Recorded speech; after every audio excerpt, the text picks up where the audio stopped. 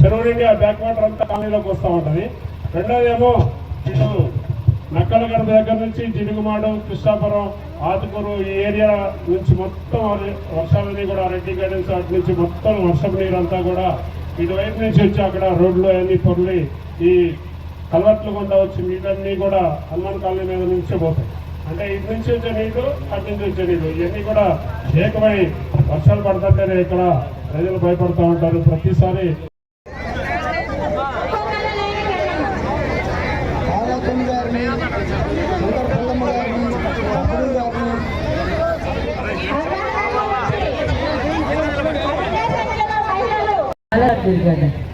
నాకు తెలుసు.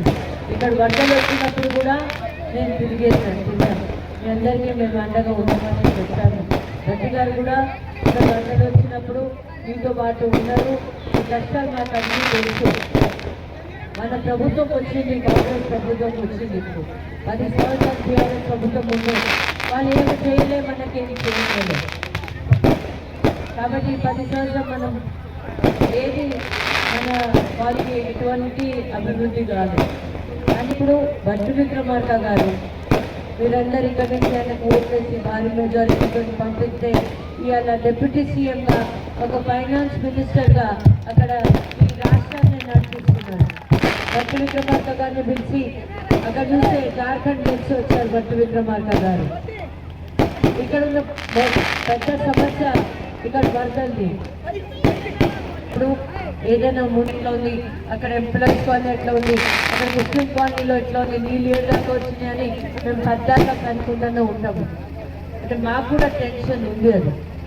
అందుకే భట్టి విక్రమార్క గారు ఇప్పటికే ఒక 10 మందికి గవర్నమెంట్ నుంచి ఇక్కడ పంపించి దానికి సర్వేలు చేయించారు. ఇక్కడ ఏం చేస్తే వరదలు ఆగుతాయి దానికోసం ఇప్పటికే సర్వే అయిపోయింది. సర్వే రిపోర్ట్ రాగానే దానికి ఎట్లా మనం వరదల్ని ఆపాలి అనే దానికి డబ్బు శాంక్షన్ చేసి అక్కడ వాల్ కట్టాలన్నా ఏం చేయాలి అని ఆలోచించి చాలా తొందరగా దాని డబ్బు కట్టి పని స్టార్ట్ చేయబోతున్నారు. కాబట్టి మీరు ఎవరు దానికోసం కంగారు పడే అవసరం లేదు. తెలుసు వాసు గారు చెప్పినట్టు ఇక్కడ మున్సిపాలిటీ బీఆర్ఎస్ పార్టీది ఉంది. కాబట్టి ఆ బీఆర్ఎస్ మున్సిపాలిటీ మళ్ళీ ఎలక్షన్స్ వచ్చినప్పుడు ఇక్కడ నుంచి భారీ మెజారిటీ ఇచ్చి మీరు ఇక్కడ నుంచి కౌన్సిలర్ని గెలిపించాలి. ఎందుకంటే ఇప్పుడు కాంగ్రెస్ ప్రభుత్వం కూడా మనదే. ఇక్కడ లోకల్ ఎమ్మెల్యే కూడా భట్టి విక్రమార్క గారు, ఇక్కడ నుంచి కౌన్సిలర్ కూడా కాంగ్రెస్ పార్టీ నుంచి రావాలి. అయితేనే మీ కాలనీలో అభివృద్ధి జరుగుతుంది. పోయినసారి కూడా నేను వచ్చి చాలాసార్లు చెప్పిపోయినాను, మీకు ఎమ్మెల్యే కూడా కాంగ్రెస్ పార్టీ కాబట్టి మీ కౌన్సిలర్ కూడా మీరు కాంగ్రెస్ పార్టీ నుంచే ఇవ్వాలి. అలా ఏం చేయలేదు, మాకేం చేయలేదు. కాబట్టి ఇప్పుడు అంతా ఆ టైం అయిపోయింది, పోయింది. ఇప్పుడు ముందు మనం ఎట్లా చేసుకోవాలి దాని గురించి మనం ఆలోచించాలి. ఇక్కడ కొన్ని రోడ్స్ మిగిలిపోయినాయి. నేను కూడా ప్రచారంలో వచ్చినప్పుడు నేను కూడా చాలా బాధపడ్డాను. అంటే ఆ ప్రభుత్వం మన మధుర నియోజకవర్గానికే కాదు, ఏ నియోజకవర్గంలో కూడా అభివృద్ధి చేయలేదు. తెలంగాణలో ఏ నియోజకవర్గంలో కూడా వాళ్ళు అభివృద్ధి చేయలేదు. కానీ మన వెళ్ళేటప్పుడు 7 లక్షల కోట్ల అప్పుల పాలు చేసి మనకి తెలంగాణ ఎప్పుడు ఇచ్చారు.